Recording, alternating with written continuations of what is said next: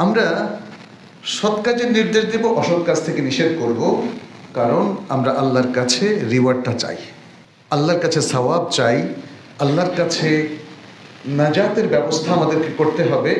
ফলে সেজন্য এই কাজটা আমাদেরকে করতে হবে।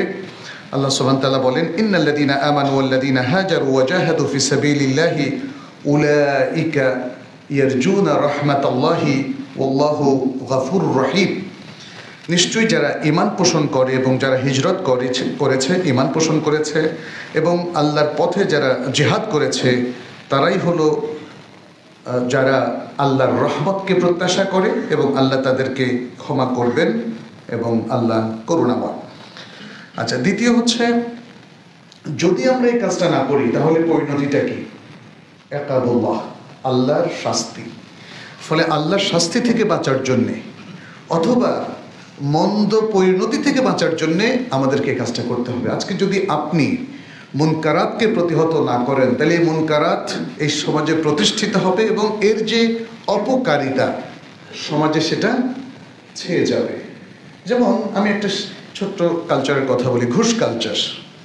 এই ঘুষটাকে যদি একটা মুসলিম সমাজ প্রতিহত না করে, তাহলে দেখবেন আপনার নিজের যেটা এমনিতে পাওয়ার কথা ছিল, ঘুষ দেওয়া ছাড়া পাবেন না। হয়েছে কিনা বলেন? তাহলে এই অন্যায়গুলোকে কঠিনভাবে প্রতিহত করতে হবে। সমাজে অনেক অন্যায় এস্টাবলিশড হয়ে গেছে। আমরা এই কাজটা করব দুটো জিনিস থেকে উদ্ধার পাওয়ার জন্য: এক, সামাজিক অনাচার এবং সামাজিক অশান্তি থেকে মুক্ত হওয়ার জন্যে, আর দ্বিতীয়ত আল্লাহর ইকাব এবং আযাব থেকে মুক্তি লাভের জন্যে।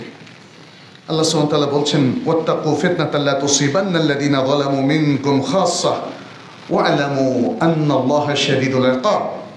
তোমরা সেই ফিতনাকে ভয় করো যা তোমাদের মধ্যে যারা জালিম তাদেরকে পেয়ে বসবেই। যারা জুলুম করছে, ফিতনা এবং আল্লাহর পক্ষ থেকে ট্রায়াল, তাদেরকে পাকড়াও করবেই। আর জেনে রাখো, নিশ্চয় আল্লাহ তাআলা কঠোর শাস্তিদাতা। যারা জুলুম করছেন, জুলুমের যত প্রকার আছে, এটাই হলো মুনকারাত। অতএব জুলুমকে বন্ধ করতে হবে, মুনকারাতকে বন্ধ করতে হবে, তা না হলে আল্লাহর পাকড়াও থেকে কেউ উদ্ধার পাবে না।